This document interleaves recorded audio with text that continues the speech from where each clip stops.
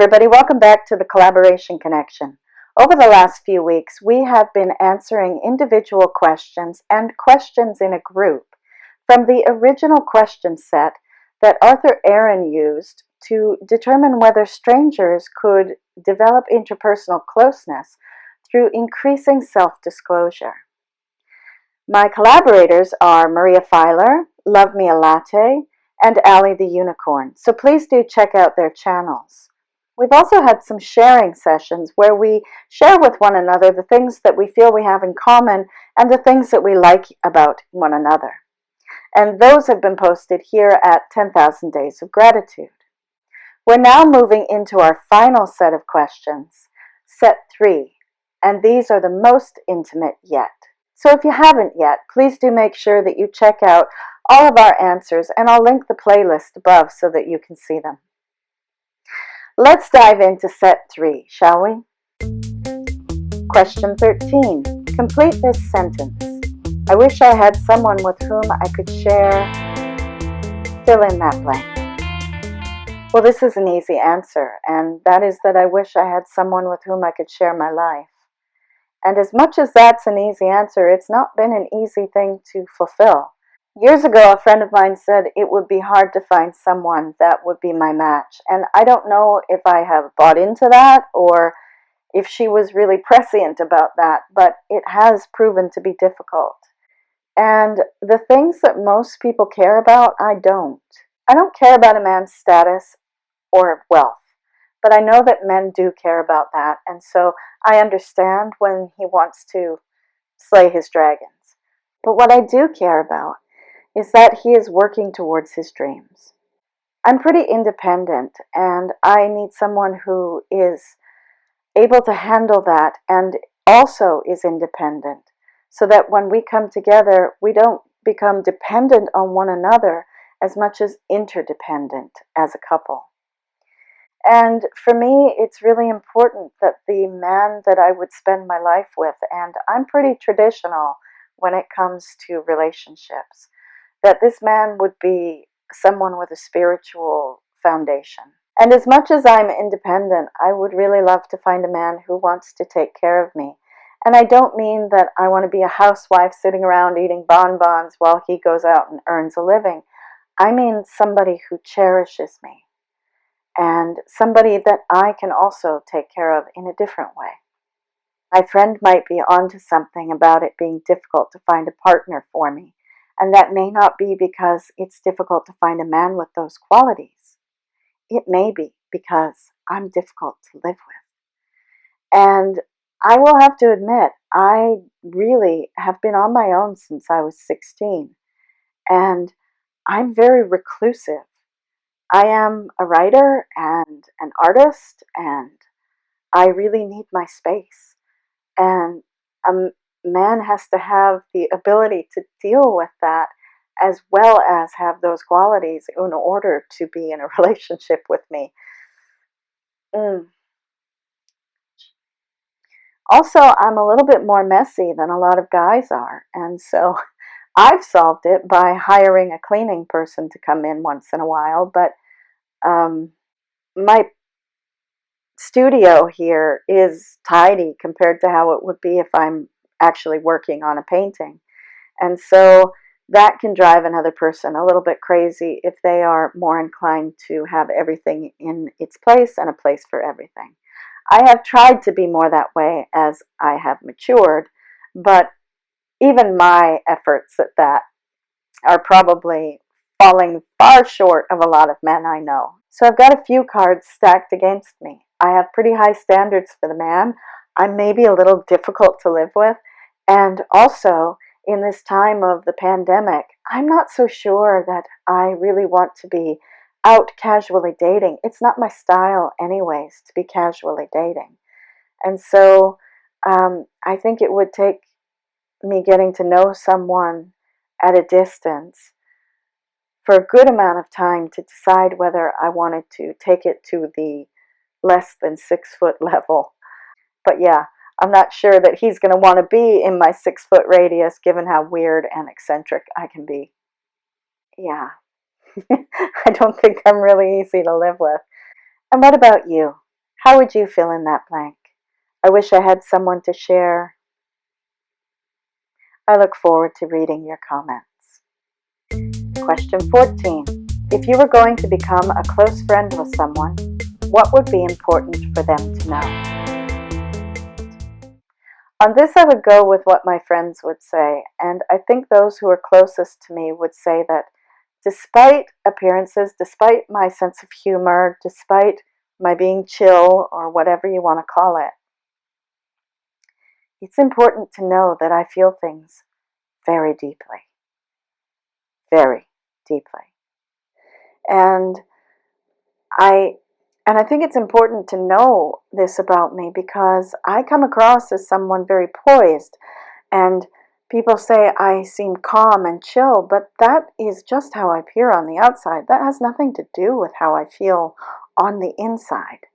And it isn't just my emotions that I feel very deeply. I experience other people's emotions and their energy extremely deeply. I feel the energy of the world. And so I can get very easily overwhelmed. And it is important to know this, not just because maybe I want to be handled a little bit more tenderly than people might think I need to be, but also because it makes me a little bit weird. And I withdraw and I become reclusive when I become overwhelmed. So, going back to the previous question, I am a little bit odd and quirky and a little weird, and I need my alone time to recharge. So, even though I'm an extrovert, this ability to feel other people becomes overwhelming at times. So, yeah, I think my friends would tell you that's the most important thing to know about me. And what about you? If you were going to become a close friend with someone, what would be important for them to know? I look forward to reading your response. Question 15. Share an embarrassing moment in your life. So when I first recorded this video, I made the point that I don't tend to get embarrassed. Not as an adult. I tend to laugh things off. And if I've made a mistake and done something wrong, I make amends because I feel remorseful over it. But there is another aspect to embarrassment, and that is a mild form of shame. And as an adult, I don't accept other people shaming me anymore. But as a child, that kind of thing is a little bit hard to navigate, and it takes a little bit of maturity to be able to handle. So, as I was editing my video, I decided that I wanted to tell a story that was more in keeping with the spirit of this project, and that was something that maybe I might feel a little vulnerable about. And in fact, I hadn't remembered this moment until I was editing the video. So the story goes like this. When I was 15, I moved across the country and I was in my final year of high school. So I had to start a new school in my graduating year. I entered a very posh and kind of snobby school. It was a very small school and everybody knew everybody else. And I didn't know anybody in town and I had no friends. I made one girlfriend at the very beginning of the school year. And over the year, when a graduating class was graduating, there were plenty of parties throughout the year. There was a mother and daughter tea, there was a beer garden, there were house parties, there was a boat party, and then there was a final end of the year grand ball at a very fancy hotel in the city. And so I was invited by my friend to one of the house parties at the beginning of the year in September. And I was an attractive young woman. And so it didn't surprise me when people wanted to get to know me. And when it was an attractive and popular boy, it really didn't surprise me. His name, well, we'll call him Captain X, took a fancy to me. Now we started chatting, and I had gone there hoping to meet other kids, and my friend went off to talk to some of her friends. I was happy to talk to other people, and eventually it became just the captain and myself talking. And he flirted with me, and it was nice, and Then we went into the kitchen and we got a drink, and slowly he maneuvered me into a corner. And this was the first time I had met him, and he started kissing me. And I said, "Whoa, baby, I'm not a prude now, but I didn't know this young kid, and I wasn't there to be making out in the corner." And then he opened a door behind me and pushed me into the cloakroom. Well, it was a bedroom where we had been putting our coats. And he was trying to make out with me in this back room, and I was not having that. And I said no, and he did not listen, and so I pushed him away and I ran out of the room, and it caused a little bit of a scene as I ran through the party. I would hope that in this day and age, when a young woman says no, and she means no, and she gets away from a man who's not taking no for an answer, that the student body would rally behind the girl. But to tell you the truth, I am not certain that happens even to this day. And it is not what happened to me. So this young stud, Captain X, had been embarrassed by somebody running away from him, and so I got the nickname, for the rest of the year, of Mrs. X, partly to torment me, and partly, I think, to torment him. My mother really helped me at this time, and she counseled me to just hold my head high, ignore the bullying that was happening, and eventually it would die away. And in fact, that's what happened. I just continued on, walked tall, and it sort of lost its real energy for the people who were trying to bully me. Or so I thought. Anyways, all year we were preparing for this great ball, and we had ballroom dancing classes, and we learned to rumba, we learned to samba, we learned to tango, we learned to waltz, and it was really a lot of fun. And I'm really grateful that I know how to ballroom dance even to this day. And somewhere along the way, the grad committee decided that it was really not fair that somebody who might not have a boyfriend or a girlfriend would not attend grad because they didn't want to go stag. And so they decided that they would match up the boys and girls. It didn't matter if you were a girl with a girlfriend or a boy with a boyfriend. You were going to be matched up, girl and boy, to attend the ball and to do all of the ballroom dances. So we had 4 dances, and we had 4 dances on our dance cards.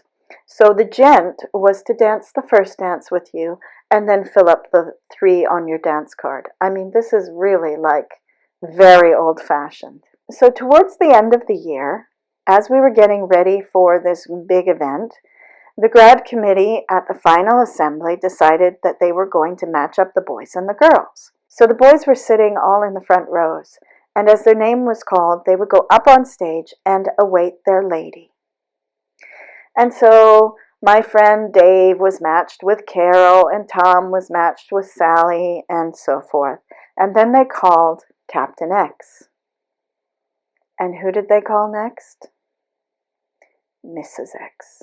And so there I was in the back of the auditorium, having to walk all the way down the auditorium stairs to get to the stage and stand in front of a roaring, laughing crowd until we could walk off.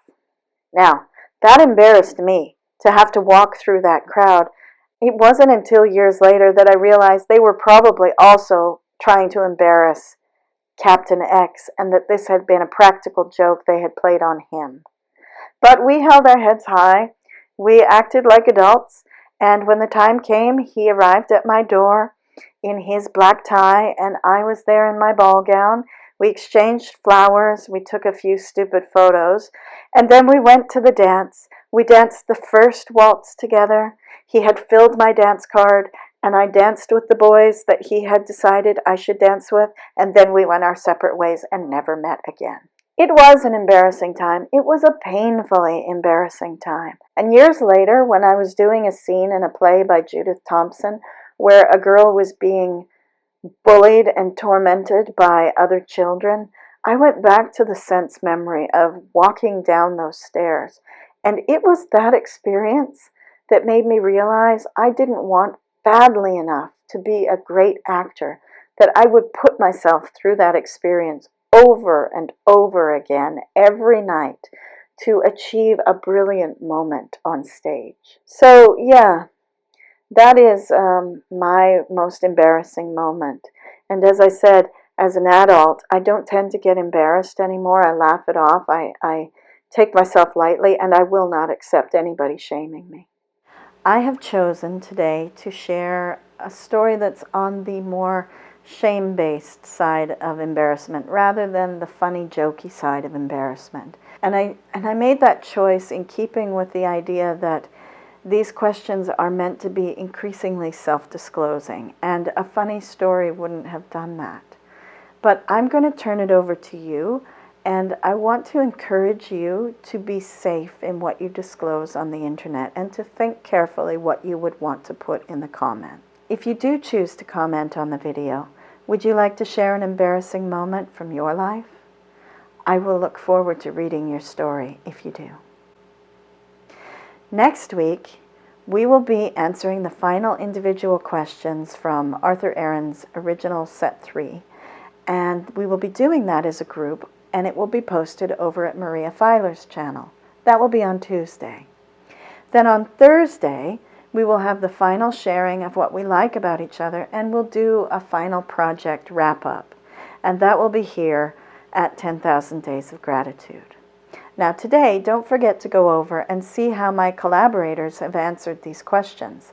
That's Maria Filar, Love Me a Latte, and Allie the Unicorn.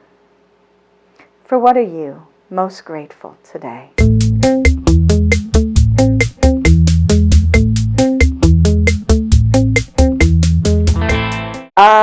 That's not really true, is it? No, that's not true.